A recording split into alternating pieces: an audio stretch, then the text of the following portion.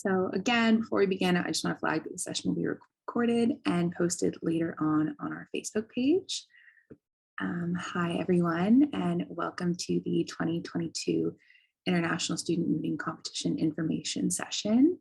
My name is Jessie, and I'm one of the two co-directors of the GLSA. My name is Elon, and I am the other director of the ISL. I would like to acknowledge the traditional owners of the land on which we work, the Wurundjeri people of the Kulin Nations, and pay our respects to their elders past, present, and future. We will go over an overview of the competition, introduce our sponsor, and we will go through the competition's procedure, timeline, and other minor details. So this is the GLSA's third year hosting the International Student Mooting Competition. We recognize the needs for international students to have more opportunity within the mooting context. And as a result, we look to cater this moot to the needs of students with an international background. Our moot features only one case problem for the entire year, released 1 week before our first round. Then there are two preliminary rounds, giving you the room to practice your speaking, advocacy, and presentation skills.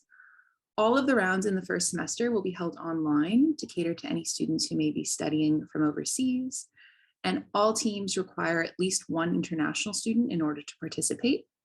And this student must present as either the senior or junior counsel each round.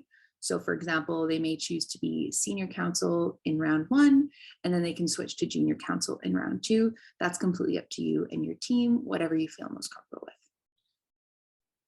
Before we get into procedural details, we would like to thank our sponsors from the AALA for their continuous support for this competition. In semester 2, the knockout rounds will be judged by barristers from the AALA. Participants will be able to receive feedback from lawyers with real-world advocacy experience. The AALA was established in 2013 and is the first incorporated association in Australia to focus on the growing number of Asian Australian lawyers in the profession, as well as other lawyers with an interest in Asia. Students can register as members of the AALA for only $10 for the year, which gives you access to the many networking events and programs that the AALA offers throughout the year. Some flagship initiatives of the AALA we would like to mention include the mentoring program for law graduates undertaking their practical legal training, as well as the William Arquette Scholarship, which is an annual scholarship for research papers dealing with equality, diversity, and the law. We are so grateful to have a video message from Kelvin Ng to share with you all today.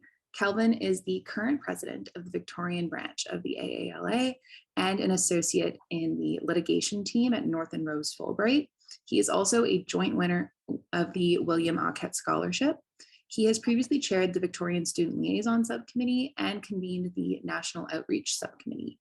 He has also assisted with many high-profile and large-scale investigations and proceedings on behalf of ASIC and the AACC.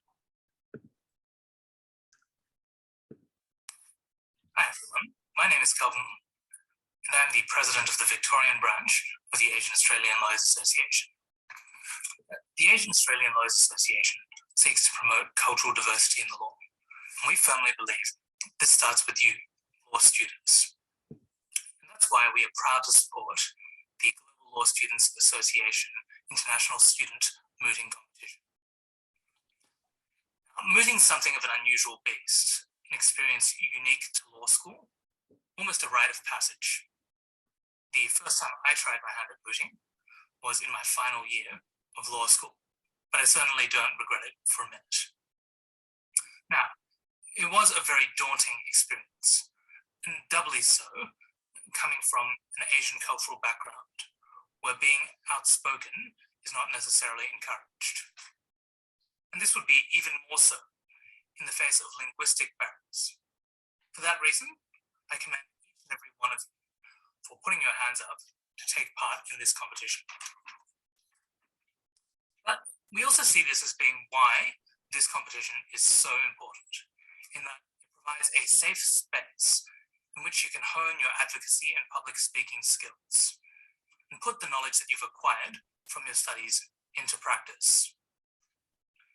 In approaching this moot, I would advise you to focus less on the outcome and more on the process. It's about running your own race, and you can hold your head high if you can say that you've done your best.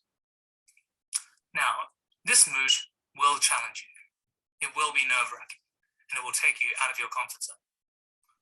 At the same time, though, I guarantee that you will learn a lot and grow closer to your teammates through this process. After all, nothing bonds like shared trauma. At the end of the day, these are the things that you will remember from your law school experience. The late nights spent preparing your written submissions, your being on your feet, arguing your case before the adjudicator, and most of all, the friends that you'll make along the way.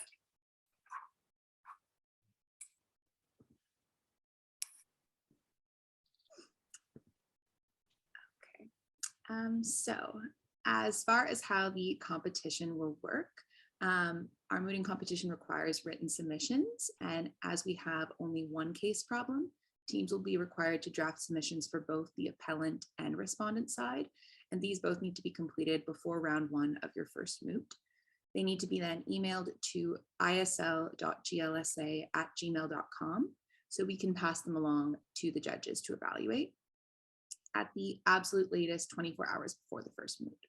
The format requirements can all be found on our web page and in our mooting guidebook, which is also on our web page. You may also refer to a sample written submission on our website as well. As for the procedure for oral submissions, at the beginning of the submissions, the judges will take appearances for both sides. The senior counsel will introduce the names of the oralists and the instructing solicitors for their team. For instance, if I was mooting, I would say, if it pleases the court, my name is Elon Slonim, and I appear as senior counsel for the appellant. My learned colleague, Jesse Murchie, will appear as junior counsel, and my learned colleague, Tom Smith, will act as instructing solicitor. After this, the senior and junior counsel for the appellants will start their submissions of 10 minutes each, and this will be allowed by the senior and junior counsels. This will be followed by the senior and junior counsel on the respondent side. After all of this, the judge may take some time to deliberate and calculate the scores, and then we'll announce the outcomes for this round.